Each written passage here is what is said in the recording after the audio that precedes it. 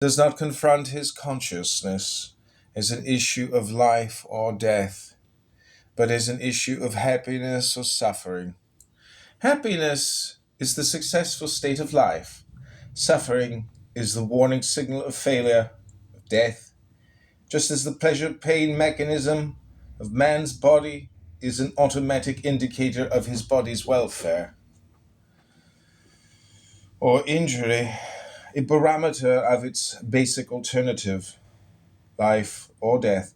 So the emotional mechanism of man's consciousness is geared to perform the same function as a barometer that registers the same alternative by means of two basic emotions, joy or suffering. Emotions are the automatic results of man's value judgments integrated by his subconscious. Emotions are estimates of that which furthers man's values or threatens them, that which is for him or against him, lightning calculators giving him the sum of his profit or loss. But while the standard of value operating the physical pleasure-pain mechanism of man's body is automatic and innate, determined by the nature of his body, the standard of value operating his emotional mechanism is not. Since man has no automatic knowledge, he can have no automatic values. Since he has no innate ideas, he can have no innate value judgments. Man is born with an emotional mechanism, just as he is born with a cognitive mechanism, but at birth both are tabula rasa. It is man's cognitive faculty, his mind, that determines the content of both.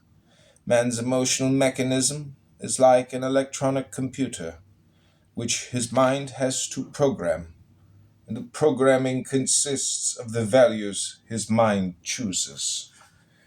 But since the work of man's mind is not automatic, his values, like all his premises, are the product either of his thinking or of his evasions.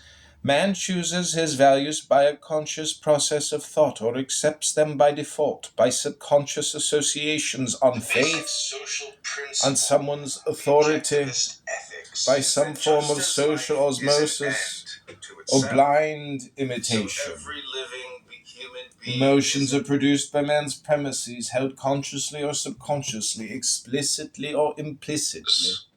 And therefore that a man has no choice about his capacity to feel that something is good for him or evil, but what he will consider good or evil, what will give him joy or pain, what he will love or hate, desire or fear, depends on his standard of value.